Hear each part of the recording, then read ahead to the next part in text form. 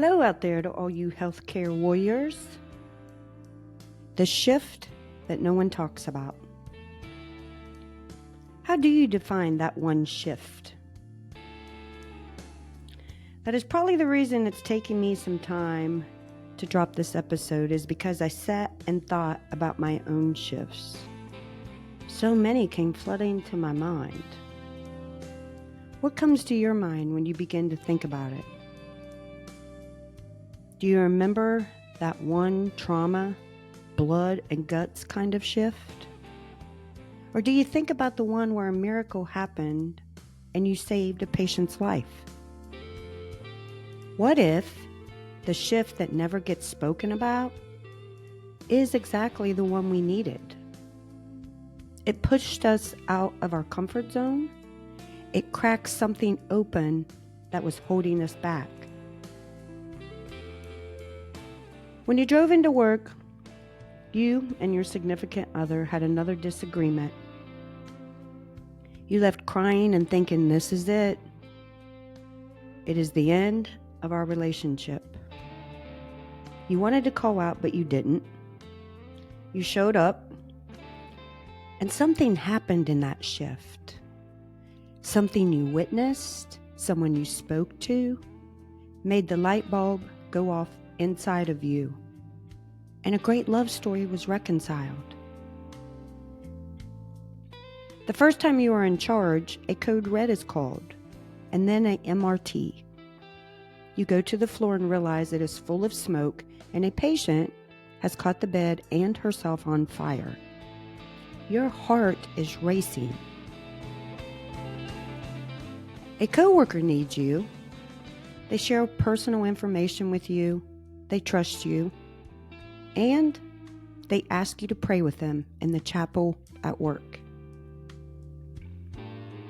You celebrate a preemie graduation as the baby and parents walk out of the hospital together, grateful for everything everyone has done.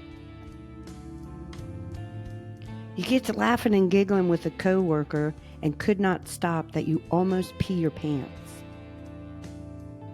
You are in a patient's room and you accidentally toot. But uh-oh, it was a little more than just a toot-toot. How do you talk about that?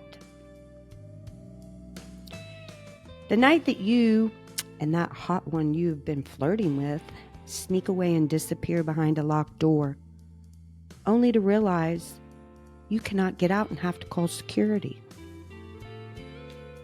So many shifts keep coming to mind, and let me say, all these are not the ones that happened to me personally. If you ask any of your coworkers to tell you about one they will never forget, the list could go on for quite some time. Being there for that one when they lost their precious loved one. You are the first person they lock eyes with, and they melt in your arms sobbing. Realizing you just helped deliver a baby and presented baby to mom for the first time. Unknowingly to you that this was her 7th pregnancy, yet first baby to actually make it. You don't ever forget the joy and love in that mother's eyes. When one of your coworkers, dear friend, has been in a tragic accident and is flighted to your hospital where you and all his friends work. The ones taking care of him with composure and skill, not letting their emotions stand in the way of their care they give. And oh no, he isn't going to make it. You see, that one shift no one talks about can have different meanings to people. I want you to stop for just a minute. Ask yourself, what was that one shift that changed you forever? Yet nobody ever knew. What do you do with that? Do you shove it down deeper? Or call someone who has no idea what you are talking about and they really don't care? How many times in your career has that happened? Is it the nurse crying silently after a new alert? And the outcome was not good. You had no idea that this happened to her with her child just 1 year ago. The ER doc, who cannot talk about the shift but needs someone to just sit next to them and breathe. The badass boss, who is tired of holding it all together. There are things you can't say at work. There are stories that never leave the floor. There are shifts that break you, and no one asks if you are okay. When the workday ends, the badge comes off, and we are left staring in the mirror, trying to remember who is underneath it all. We witness things no soul should ever have to carry home. But I want you to remember this. You made it through that shift. You showed up with skills and soul. Scrubs to Leather Lounge was born from all of this. We are healthcare warriors, here to lift one another up. A community that will stand together when that shift happens. The lounge is a place where you can come and finally exhale, letting it all go. And knowing that today just got a little easier. Healing doesn't stop when the shift ends. It really just begins. No matter what your job is, you wear scrubs to perform, but after you take them off, the road is calling your name. The two wheels carry you to a place where you actually can feel the peace. I'm going to close with something I read, author unknown to me, and it touched me. Let it sink into your soul, and maybe when that shift happens, it will be a little softer. It goes something like this. I know the exact pressure it takes to crack a rib during CPR, but I learned a patient's silence can break a doctor's soul. His name was Joe Doe, but on my screen, he was male, 82, congestive heart failure, room 402.